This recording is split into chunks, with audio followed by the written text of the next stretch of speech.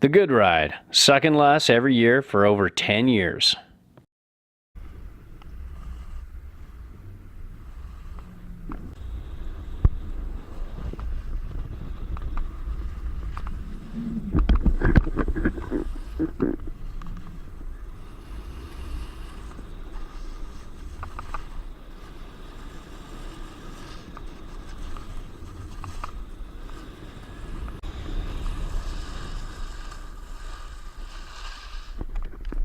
So here we are looking at the Jones Flagship. It's a board I've owned, I've ridden a ton of, I've used it year over year, and since it's come out of the SWS factory instead of the GST and before that the Nidecker factory in Tunisia, it's come a long way. And it's definitely got an easier flex than it used to.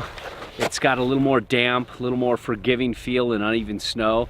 It's still not a specialist there, but it's come a long way. And I couldn't help but compare these two because I had them both in a 161. I thought I'd take out my Good Ride favorites, my Union Atlas and my Adidas Tactical ADVs. They've just been fitting me so well. And then I had to compare this to the Yes Pick Your line. So this is mainly about the Flagship, but you know, I'm going to cross-reference these and a few other favorites in the line to kind of give you an idea of where this sits. Now, for me, Jones Carbon Flagship versus Jones Flagship, I'd pick the Jones Flagship.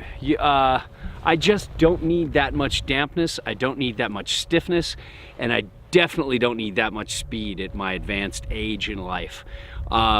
This is more than enough to bomb. This is just like straight up, like whatever you want to give it, you can give it to it and it'll keep going. And it just picks up speed.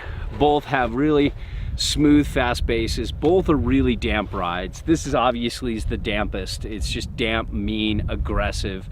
But this is still super damp, super mean, and super aggressive. And I could bomb with this with just like amazing ease. And when I got onto the Pick Your line, even though it's stiffer this year and next year, or last year and this year, this is the 17 Pick Your line, 17, 18, but the 18, 19 is exactly the same. It's definitely stiffer than the old Pick Your line. This is kind of like medium, on the upper end of medium stiff. This is on the lower end of medium stiff, and this is on the stiffest of medium stiff. You can see this has some decent give. This has almost no give. And this has considerably more give than both. You can see I can really get it going there. So that's kind of like why I think of these two, I really like the Flagship the best. I can bomb more than I ever need to, but it's a little more, I felt personally, a little more dynamic for turning. Because it had that medium stiff flex, it had a little more pop out of the turn. It felt a little more dynamic under the foot. It felt a little more forgiving in uneven snow than the Carbon Flagship. While this beat it out and turning, this the Pick Your line felt a little more turny, a little more surfy, a little more slashy off the tail. The tail felt a little more light on this one, where you had to lean back a little more. This feels a little more like a double ender. It doesn't have as much taper or tapered feel, I would say. And check the On the Table review below. You can kind of see the setback on board, the camber profile, and what I can tell you is what I love about this board, it loves to straight line. And of all the free ride boards, you know, I would say of our favorites, this is the one that likes to bomb the most. If you want to carve the most, then get the wood carver. If you want, you know, a balanced kind of surfy, turny, carvy, floaty free ride board, then you have the Yes Pick Your line.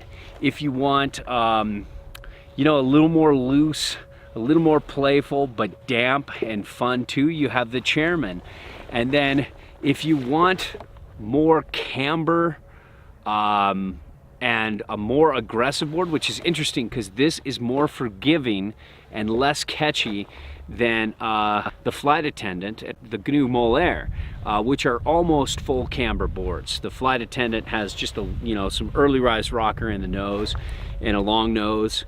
The Molaire is just kind of like a short effective edge and a lot of nose and a decent amount of tail, but they're like mostly full camber. They're almost full camber, and they definitely feel more unforgiving. The Molaire feels a little bit more like the Pick Your Line, and the Flight Attendant feels a little bit more like the Flagship. So if you want more camber, more pop, more air, then those two boards are probably better. If you want more balmy, more floaty, more forgiving, more easy to skid a turn. That's what I mean by that. You get out of control, you can skid out, you're cool. Then you have these boards. This is just a touch less easier to skid out a turn, but they're both pretty close. And so, the Flagship's just one of those boards that looks great. I've owned, I've had for years. I love it. I love comparing it to other boards.